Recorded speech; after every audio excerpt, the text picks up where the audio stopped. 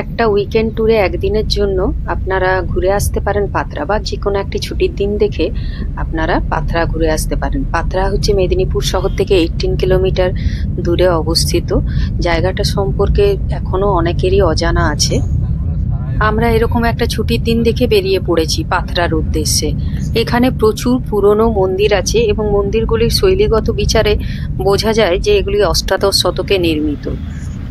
এই জন্য এই জায়গাটিকে বলা হয় মন্দিরময় পাথরা।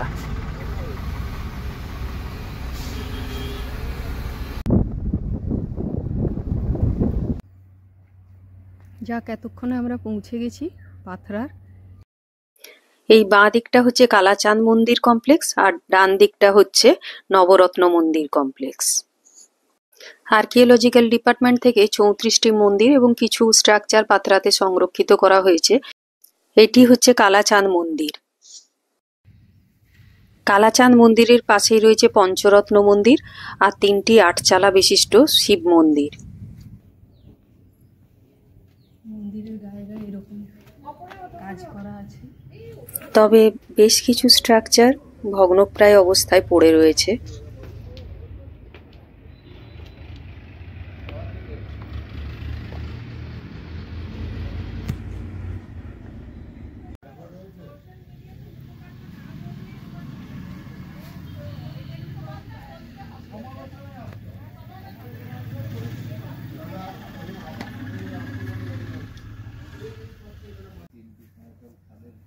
আর এটি হচ্ছে নবরত্ন মন্দির কমপ্লেক্স। এই মন্দির কমপ্লেক্সের পাশেই রয়েছে বেশ কয়েকটি শিবের মন্দির।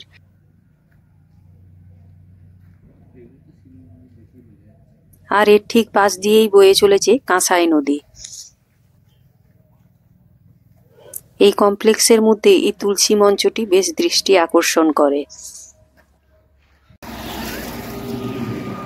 যাক, জায়গাটা ঘোরা হয়ে গেল। এক কথায় জায়গাটা খুবই ভালো লাগলো। এটার একটা আর্কিটেকচারাল এবং আর্কিওলজিক্যাল ভ্যালু একটা আলাদা।